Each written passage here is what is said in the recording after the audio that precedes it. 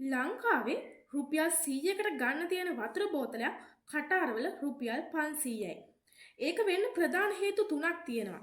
අංක 1 කාන්තාර රටක් නිසා කටාර වලට වර්ෂාව හරිම අඩුයි. ගංගා ඇලදොල නැහැ.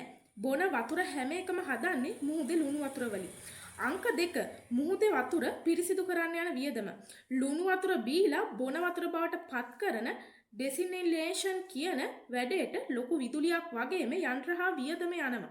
ඒ වියදම බෝතලේ ගානට එකතු කරන්න සිද්ධ වෙනවා. අංක 3 මේක තමයි වැදගත්ම දේ. ඒක තමයි ට්‍රාන්ස්පෝර්ට් කියන්නේ.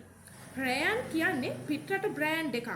කටාර් වලට ගේනකොට බදු නැව් වියදම කඩේ ලාභය සේරම එකතු වෙන නිසා ගාන ඉහළ යනවා. හැබැයි පුංචි ටිප් එකක් තියෙනවා.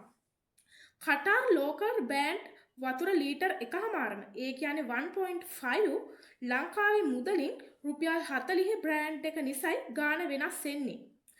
රටවල් ගැන මේ වගේ විශේෂ තොරතුරු දිගටම දැනගන්න මගේ නාලිකාව subscribe කරලා තියාගන්න. ඒ වගේම මේ වගේ තොරතුරු අනිත් අයත් එක්ක share කරගන්න ඕන නිසා මගේ වීඩියෝ share කරලා තියාගන්න.